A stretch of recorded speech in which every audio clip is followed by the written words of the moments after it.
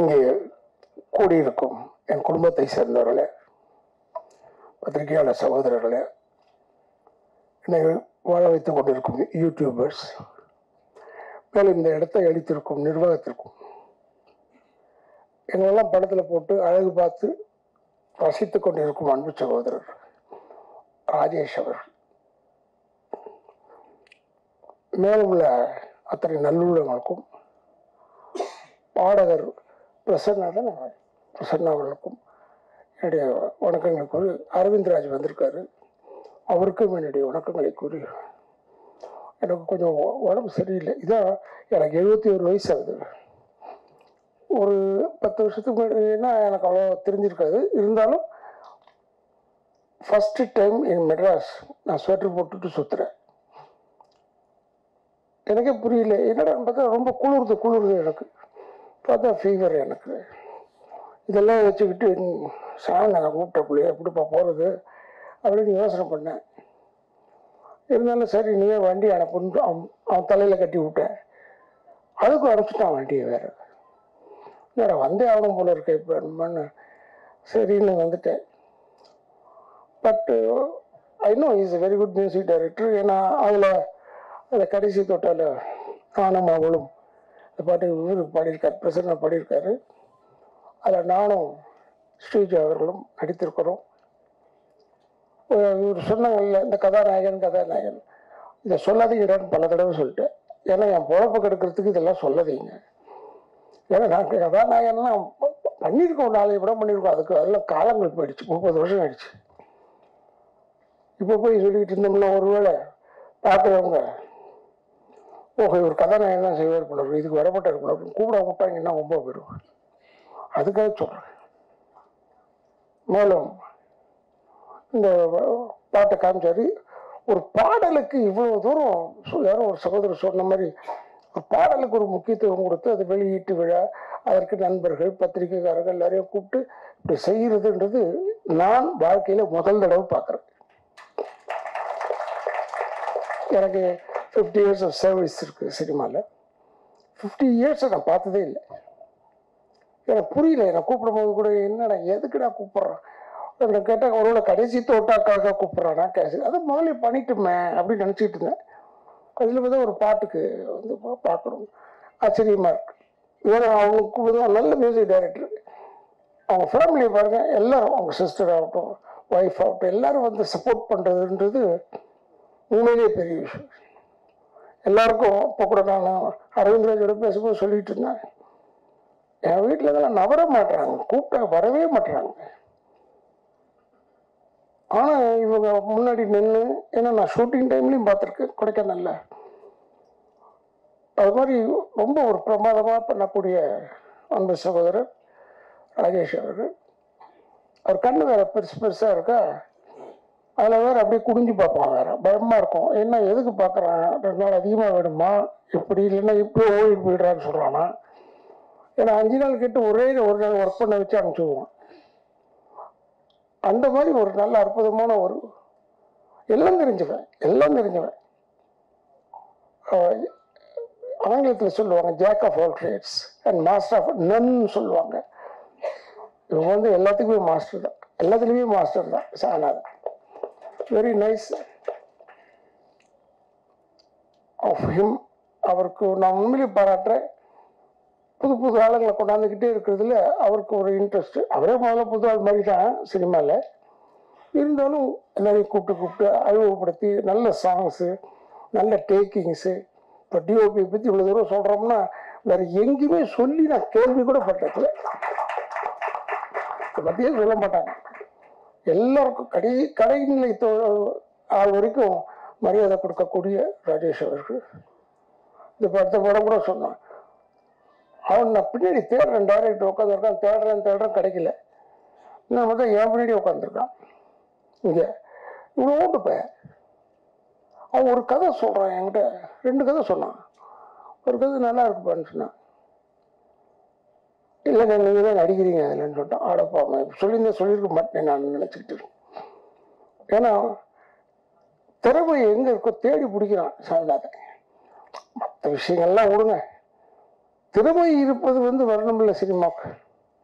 நம்ம போனாலும் வரணும், சின்ன பசங்க எல்லாரும் வரணும்.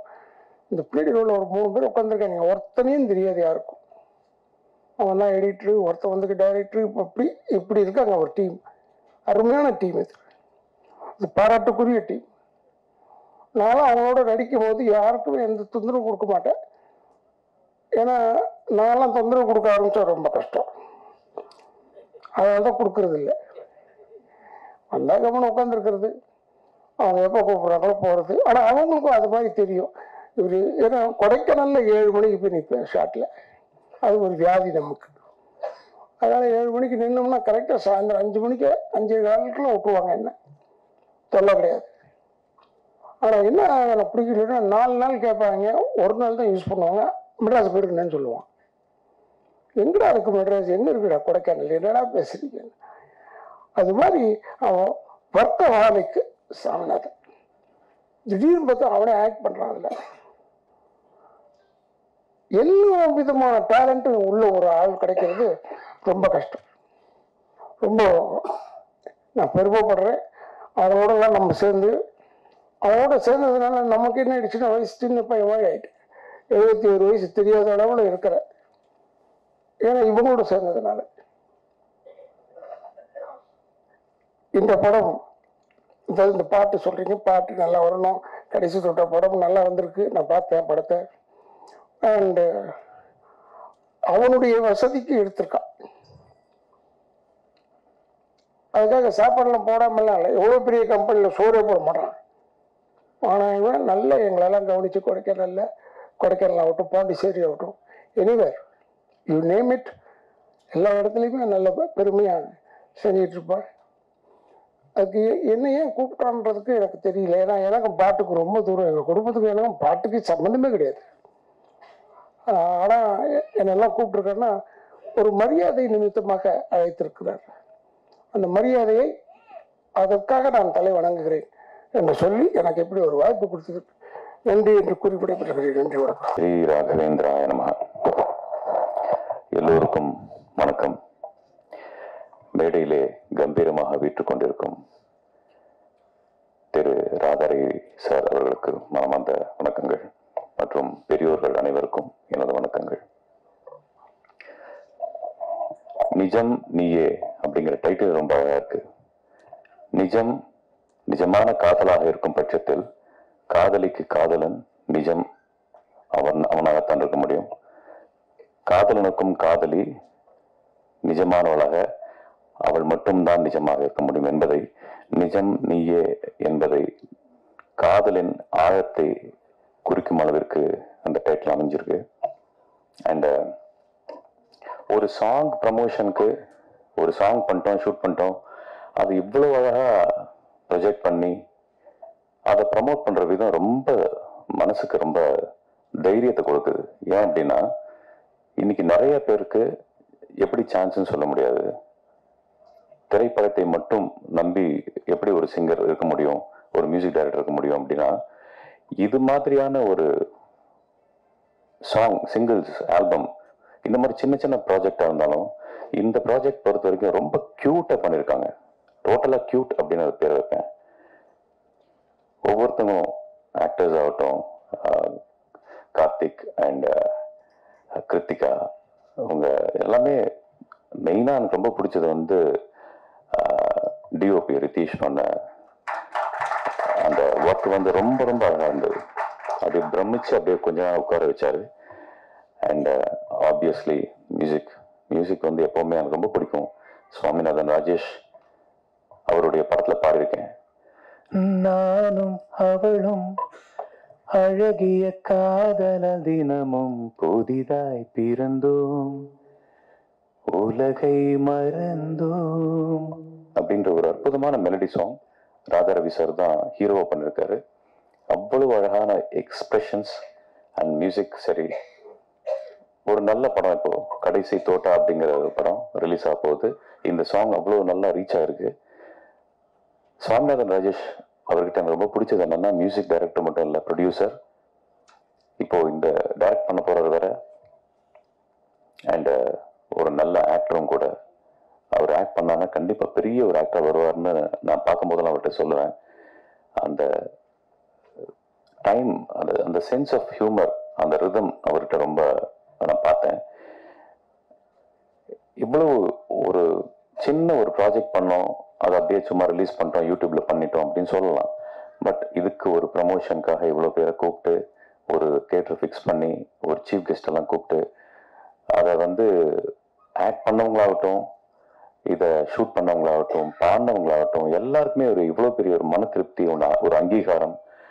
இதுக்காக தானே ஒரு கலைஞர்கள் வந்து பாடுபட்டு இருக்கோம். கலைஞர்கள் எதுக்காகனா பணத்துக்காக கண்டிப்பாக கிடையாது. ஆனால் அது மார்க்கெட்டிங் அப்படின்னு வரும்போது, பிஸ்னஸாக மாறும்போது தான் அது. ஒருவேளை லாக்டவுனில் எதுவுமே இல்லை அப்படிங்கும்போது பார்த்தீங்கன்னா எல்லாருமே வந்து நெட்டில் வந்து சும்மா ஃப்ரீயாக பாடிக்கிட்டு இருந்தாங்க. சும்மா அவங்க சொற்பொழிவாகட்டும் எல்லாமே டேலண்ட் எல்லாம் ஃப்ரீயாக பண்ணி காமிச்சிட்டு இருந்தாங்க. ஒரு கலைஞர், ஒரு நல்ல கலைஞனால சும்மா இருக்கவே முடியாது. அது மாதிரி ஒரு கலைஞர்களுக்கு தேவையான ஒரு விஷயமே அங்கீகாரம் மட்டும்தான். அது நல்ல கைத்தட்டல்களும் மனதார வாழ்த்துகளும் தான் ஒரு கலைஞரை திருப்பி ஒரு அந்த குரோத்துக்கு மெயினான காரணமே இருக்கு. அப்படிப்பட்ட ஒரு நல்ல விஷயத்தை, புண்ணிய காரியத்தை சுவாமிநாதன் ராஜேஷ் பண்ணியிருக்காருங்கிறது தான் இதில் அண்டர்லைன் பண்ணி சொல்ல வேண்டிய ஒரு பாராட்டக்கூடிய ஒரு விஷயம். இது மாதிரி நிறைய ப்ராஜெக்ட்ஸ் இவர் பண்ணணும், நிறைய ஆர்டிஸ்ட் கொண்டு வரணும், நிறைய டேலண்ட்ஸ் வந்து உலகத்துக்கு பரிமளிக்கணும். அந்த வகையில் அவர் செஞ்சுட்டு இருக்கிற மாதிரி ஒரு இன்ஸ்பிரேஷனாக நிறைய பேர் செய்யணும் அப்படிங்கிறது என்னுடைய வேண்டுதல். வாய்ப்புக்கு நன்றி கூறி விடைபெறுகிறேன். ஓம் ஸ்ரீ ராகவேந்திரா.